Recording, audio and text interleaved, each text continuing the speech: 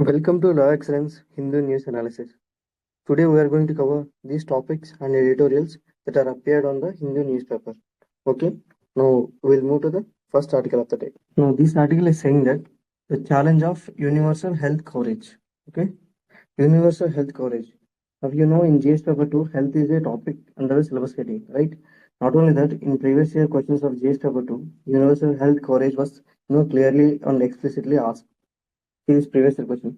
Public health system has limitations in providing universal health coverage. Do you think that the private sector could help in bridging the gap? What are the other available alternatives would you suggest? Okay. Now this is the context of the news. Now first of all, we will understand what is the universal health coverage. Now based on this POQ, we can understand the significance of this universal health coverage. We will study advantages and disadvantages. Okay, from the examination perspective. Now first of all, what is meant by the universal health coverage? See, universal health coverage refers to that all the individuals and communities will have access to the essential health services that may include prevention of diseases, treatments, rehabilitation, diagnosis, and all those things without having any financial hardships to ensure that there is a equity, equality, quality, and financial protection of the people. Now, why these kind of things are important? Now you know that not everyone has capacity, equal capacity to address the issues of health. For example, there is economic inequality, there is issues of availability in the backward areas and tribal areas. There is issues of affordability. Not everyone, not everyone can afford the treatments, right? And many people in India are one hospitalization away from poverty, right? Away from poverty.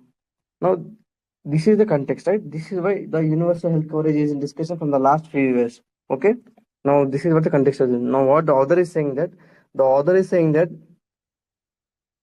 universal health coverage is just one of the model of providing healthcare services. There are many models in many regions. For example, India itself has many healthcare, service models as per their own regions. For example, this depends on the, a state's advancement in terms of economic capacity and things like that. So, one size fits for all approach should not be, you know, used for everyone. This is the first thing. Next, universal health coverage doesn't mean that increasing expenditure. Okay, that is not mentioned in this article because it is been said that in the last 7 years there is around 1.5 times of increase in the healthcare expenditure from the government side. Now, which is appreciable thing. But the author is saying that there is no appreciable reduction in the out-of-pocket expenditure.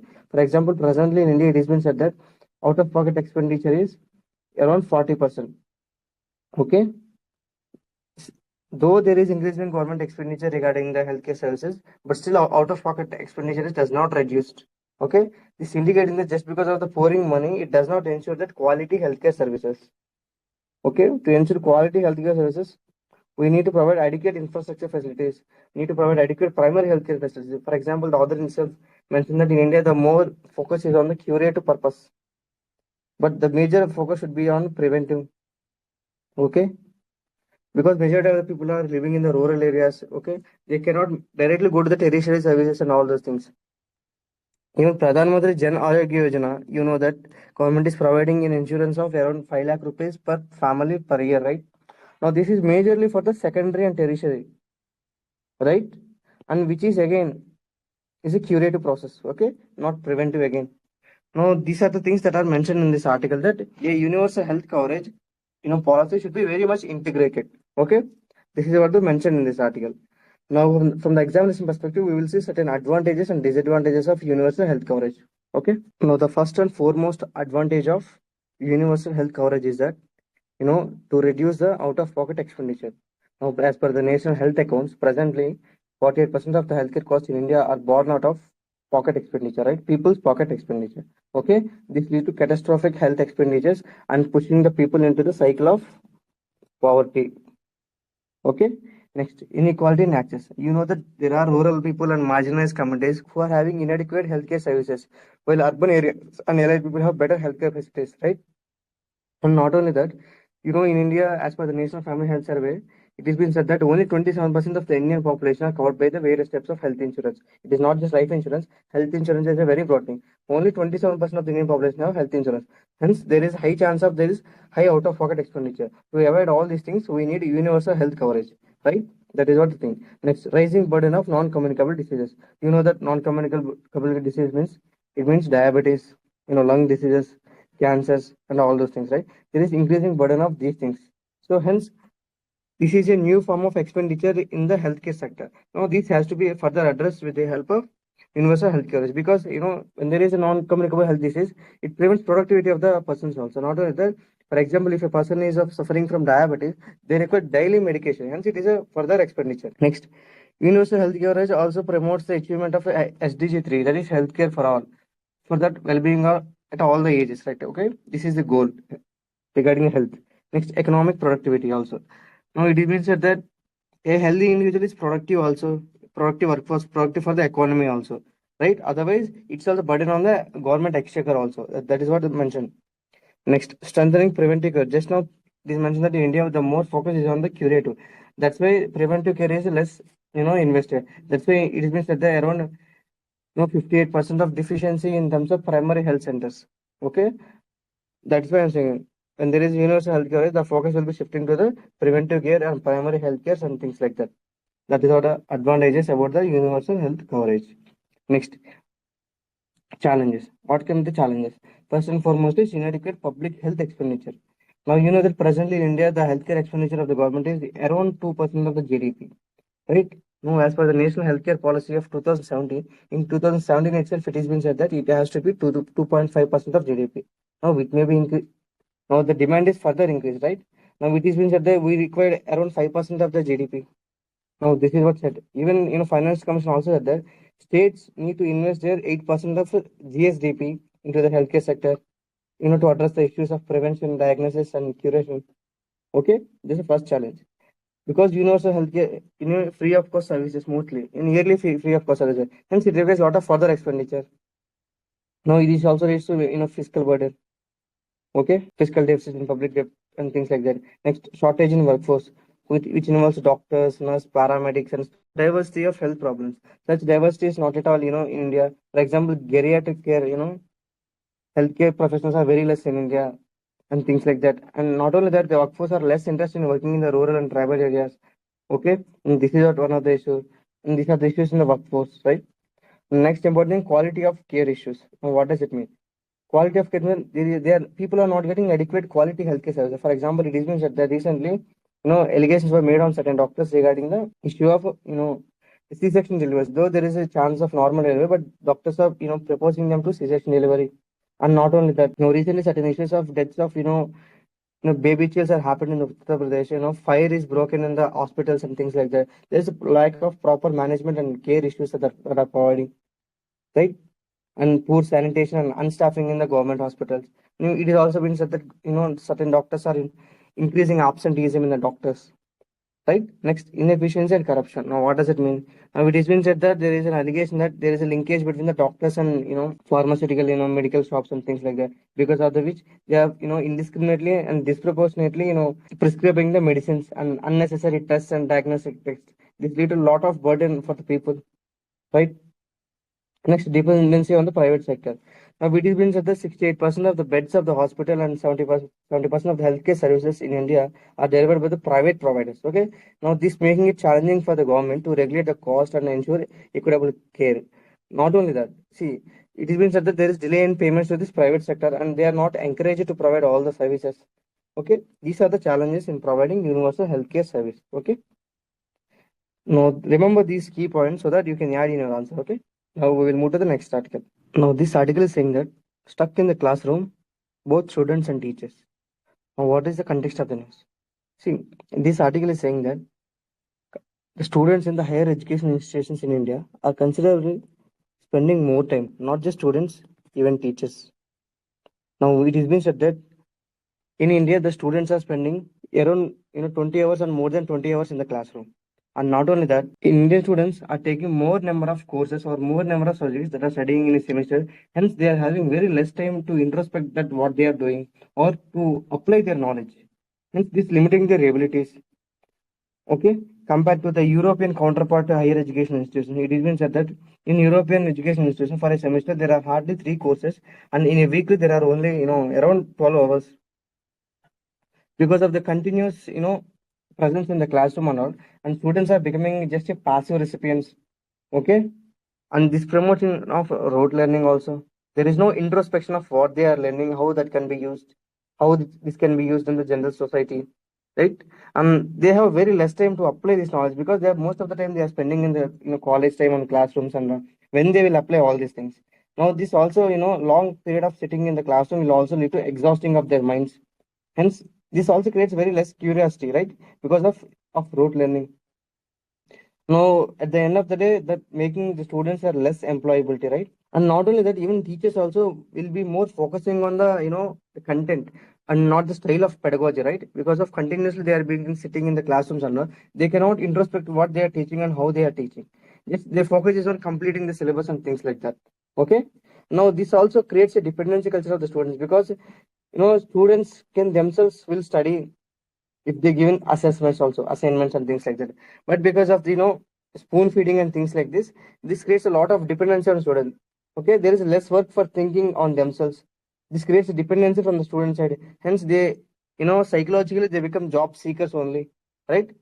These are the things that are mentioned in this article. Okay, hence the author is saying that we need to ensure that there is less number of courses or subjects in a semester and less number of hours in the classroom because there is a knowledge and there is an experience that need to be gained beyond the classroom.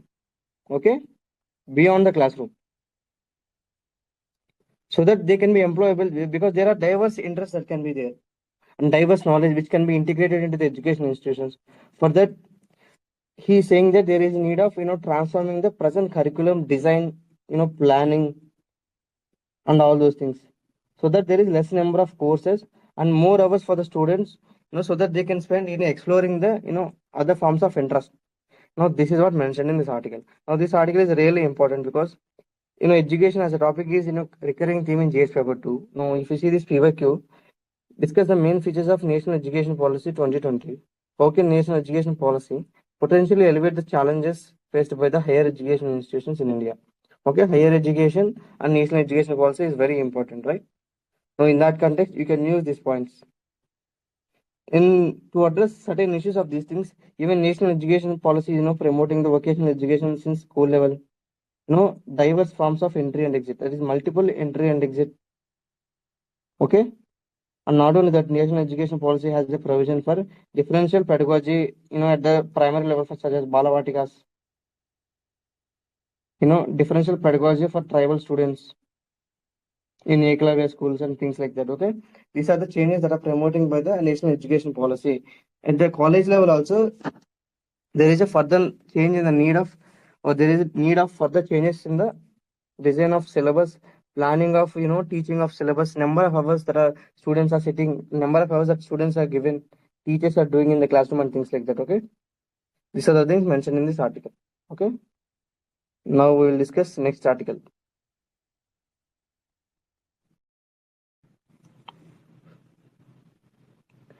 Now, this article is saying that the Constitution on minority rights. Now, what is the context of the news? The context of the news is that today, December 18, is regarded as a Minority Rights Day. Hence, in this context, the article is saying that what are the certain safeguards that are mentioned in the Constitution towards the minority rights, right? Okay. Now, it is been said that Jawaharlal Nehru once said that the successfulness of democracy depends on the how, or successfulness of secularism will depends on the how minorities perceiving themselves, whether they are fear of themselves or not, or things like that. How they are feeling, whether they are feeling confident or not. Now, when they are, how will they feel the confident? By ensuring that their rights are ensured, their rights are entitled to themselves, right? Now, this is not only part of secularism and communalism, but this is also part of democracy, right? Now, this is what mentioned in this article. Okay, there are many provisions in the constitution that are vouching for the preservation of diversity. Now, by giving rights to the minority ensures that the diversity is preserved. Right? India has many languages, many religions, and many ethnicities. Hence, in democracy, the decision is based on the majority generally. So, in this process, minority rights should not be curtailed. So that's why constitution has certain provisions to ensure that everyone has certain basic rights. Okay, there are many provisions, but before that, just remember that from the present perspective, minority is a term is mentioned in the constitution, but it was not defined. Okay, that's the first thing. Now next, In fundamental rights, there are many provisions that are regarding the minorities, though not explicitly mentioned that minority as a word, but it has implicitly involved. For example, Article 14 is there, which also talks about equality before law and equal protection of law. It doesn't differentiate between whether you are religious minority or majority. Okay. Next, Article 15 also says that prohibits discrimination on the grounds of religion, race, caste. Now you also talk about religious minorities, right? That's why this Article 15, Clause 1, prevents discrimination on the grounds of religion, right? Next, Article 16 ensures equality of opportunity in the public employment. Hence, there is equal opportunity for every minority. And in terms of religious freedom, if you know Article 25, it provides freedom of conscience. You have the right to freely profess, practice, and propagate your own religion, irrespective of how many number of people it have. Right? Article 26 says that every religion have the freedom to manage the religious affairs. That includes establishing and maintaining the institutions. Right? Next, Article 27 says that it prohibits, paying taxes for the promotion of any particular religion. Even 28 saying that freedom from religious instruction in the educational institutions, that are wholly maintained by the state funds. Article 29 and Article 30 are very important in this context because they're clearly talking about minorities. Because Article 29 is saying that there is a right to conserve the distinct language, script, or culture for any section of citizens. That means any section of citizens. That means it may be linguistic minorities or cultural minorities or any religious minorities. Okay, they have a right to conserve the culture. Okay. Next, Article 30 is also very important, clearly saying that rights of minorities to establish and administer the education institutions of their choice. Okay, recently regarding this, Supreme Court also given the judgment also, right? Not only that, even in the preamble, even in the fundamental duties also, it is clearly mentioned that about brotherhood, fundamental duty to promote harmony and spirit of common brotherhood in fundamental duties, right? Fraternity is a principle is mentioned in the preamble also. Not only that, even Article 350A and Article 350B, they're also clearly mentioning about the provision of education in the mother tongue. Now, Article 350A is saying that there is a need of promoting the mother tongue, especially regarding the minorities at the lower levels of school education. Now, Article 350B is provided for the office of for special officer for linguistic minorities, right? Now, there is a body called National Commission for Minorities. Remember, this is the statutory body, right? This is statutory body established under the National Commission for Minorities Act of 1992. Right? It monitors the safeguards provided under the Constitution and any legal frameworks to minorities, especially Muslims, Christians, Sikhs, Buddhists, Zoroastrians, and Jains. This National Commission for Minorities Act clearly mentioned that there are 6 types of minorities. Muslims, Christians, Sikhs, Buddhists, Zoroastrians, and Jains. Okay.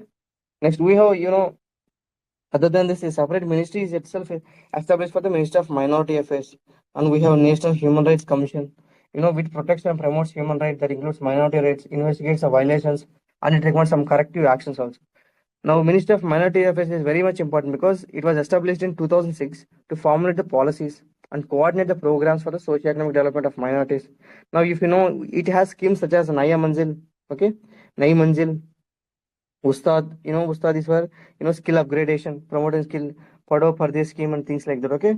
Nai Manzil, promoting entrepreneurship and things like that. These are the things and safeguards that are taken, right? Not only that, there are other measures like, protect minorities such as, promote minorities such as, right to education. And Prime Minister's 15-point program also focus on employment, skill development, and economic upliftment. And you may have heard about this Naya Roshni scheme, like leadership development for minority women, Geo-Parsi for revitalization of dwindling Parsi communities, and things like that. Now, minority is a very broad concept. Now, it may also include sometimes, scheduled castes and scheduled tribes also. And there are n number of legal frameworks, for example, Protection of Civil Rights Act, protection of, prevention of atrocities, Section 1989, things like that. But all these things are there in the Constitution. So, there are adequate safeguards and legal frameworks, constitutional provisions that are mentioned in the Constitution. But at the end of the day, it is the people that who has to uphold these provisions, especially the majority, to ensure that the minorities feel confident in the democracy. Now that ensures the the core of the democracy, right? Even Keshwananda Bharati case also mentioned that it reiterated that protecting the minority rights within the constitutional framework is part of the basic structure of the constitution. Okay. Now in that context, it is very important. Okay, remember these things. These points are very important, such as National Commission for Minorities is a statutory body. Minorities as such is not defined in the constitution. UPSC has a habit of whether a particular term is defined or not, and things like that. Okay. Now these are the safeguards. Now we will move to the next article. Now this article is saying that there is legal gaps in India's unregulated artificial intelligence surveillance. Now, what is the context of the news? You know that artificial intelligence as a technological framework is being integrated into the various types of sectors in everyday life, right? For instance, this article also mentioned one of the example. It is being said that government is planning to use artificial intelligence, especially the facial recognition technology, in curbing the criminality or in policing, right? Now it is being said that while taking the data, this artificial facial recognition technology will also covers the criminals and common people. Okay, hence the data is of both criminals and common people, but there is no regulated standards that how they will use this data. For example, how they will use this common people's data, how much time they will use, how they will process this, what are the challenges regarding it. That's the first thing. Next, it is being said that artificial intelligence is a very revolutionary. It has both opportunities and challenges. It may infringe even people's rights, such as right to privacy also. For example, let's say there are deep fake videos or morphing the images of the woman which outrages the modesty and things like that. Okay, in this way it is affecting the privacy of the people also, and without even having any debate and discussions on deliberations regarding the use of artificial intelligence, government or other sectors are started using and deploying the artificial intelligence, but there is no standards of how to use them and things like that. That is what mentioned in this article. Now this article is saying that there is no standards of how to use, there is no standards of how about consent, how the people can be regulated. For example, if people have any grievances about any artificial intelligence model, for example it may be chat gpt or anything, there is no mechanism of grievances, right?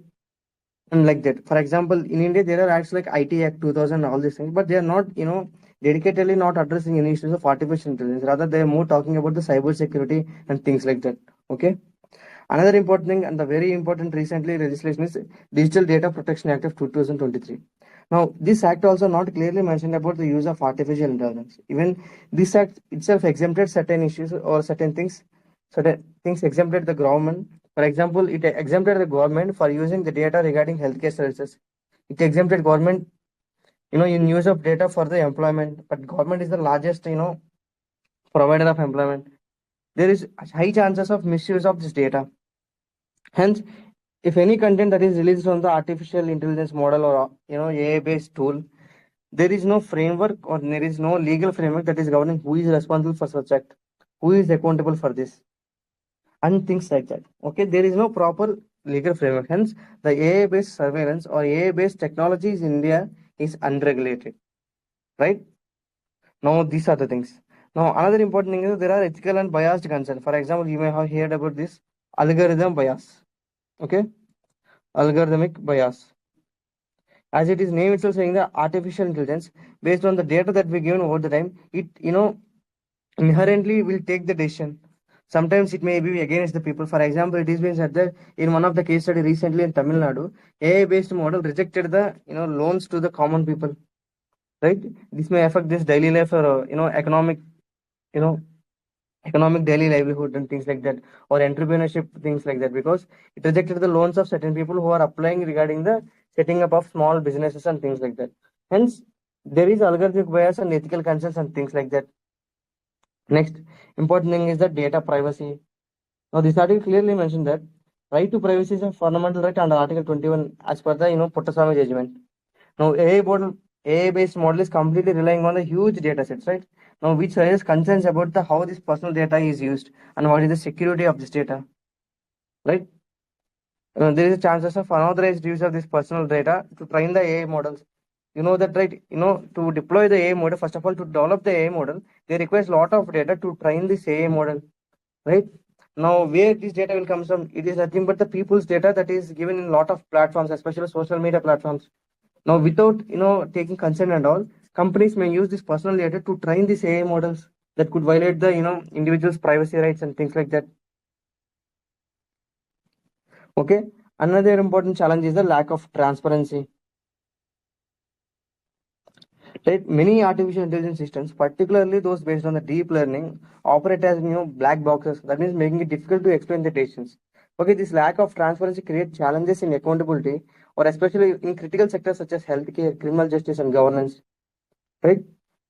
Okay, and other issues such as other than this unregulated frameworks and there is no regulation in terms of skill and talent gap regarding the professionals also. For example, it be said that India faces shortage of skilled professionals in AI development, research, and governance. Even regulatory bodies and policymakers also, they lack technical expertise to require to oversee this AI systems effectively. Okay. Now, there is a challenge of ensuring that liability and accountability. Now, one of the case study mentioned in this article is that India has to learn from some of the case studies that are using in the West. For example, it is in the West, it has been said that there is European Union's Artificial Intelligence Act, that takes a risk-based approach in which it categorizes certain data as unacceptable, certain mediums as highly risk, in which it is being said that in certain areas biometric data cannot be taken or cannot be used. Likewise, there's a lot of restrictions. But without any discussion and all these things, India using facial recognition technology, in a criminal justice system and things like that. Now, this is what criticism. So, this article is saying that previously government is talking about the Digital India Act that can regulate artificial intelligence. Now, this is just a proposed, but this is not yet released. There is no draft proposal that yet come.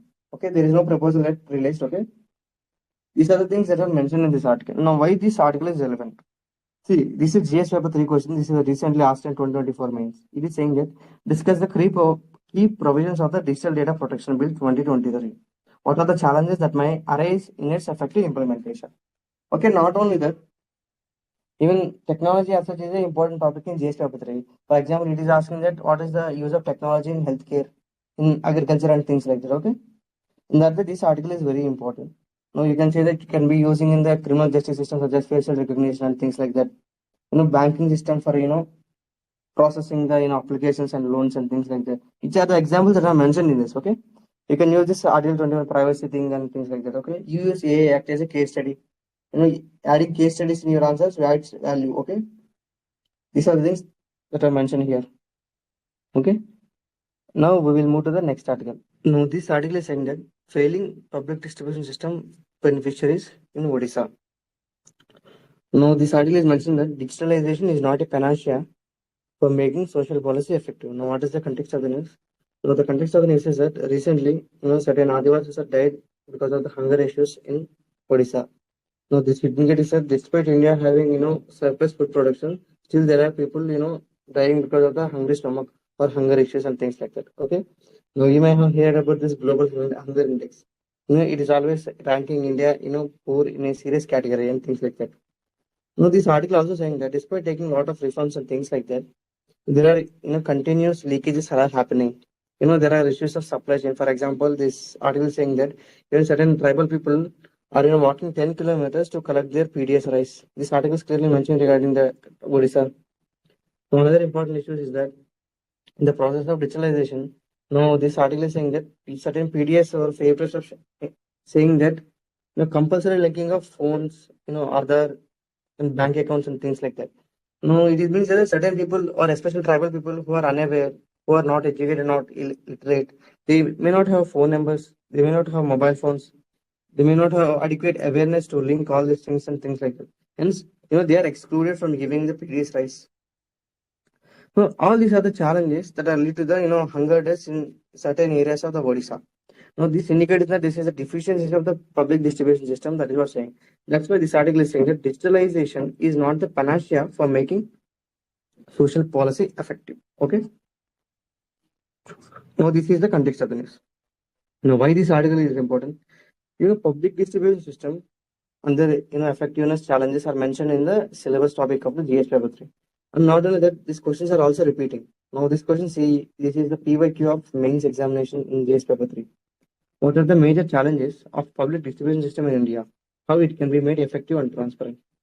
Okay, this is what the mention in this article. So, from the examination perspective, we will study certain points regarding the significance and challenges faced by the public distribution system. Okay, the first and foremost significance is that social welfare and poverty, addressing the issue of poverty. Now, that under PDS, this provides subsidized food to the low income groups. so that they reach a basic nutrition. For example, it has been said that this scheme covers around 80 crore population, around 75% from the rural areas, 50% from the urban areas. Okay, because of which it has around 5.45 lakh even fair price shops across India. This creates employment also. Okay, this is what one of the significance. Next important and main thing is that food security. Now this under the scheme, they are providing affordable food so that there is access to essential food items at the rate of such as 1 2 3 rupees, right? Such as rice, wheat and things like that. And next important thing is price stabilization. Now why? Because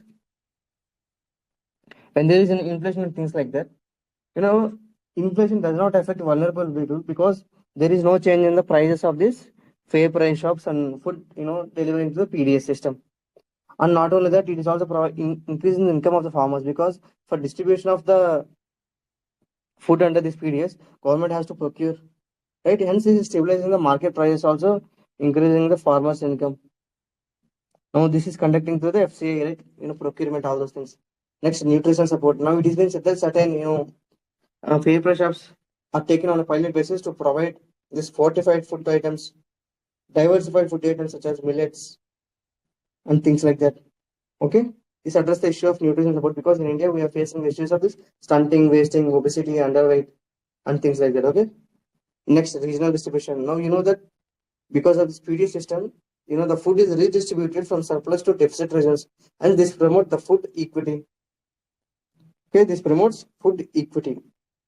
Okay, these are the significance. Okay, this is a scheme that is implemented by the Ministry of Consumer Affairs. Okay. Remember this point from the prelims perspective, Ministry of Consumer Affairs, Food and Public Distribution System.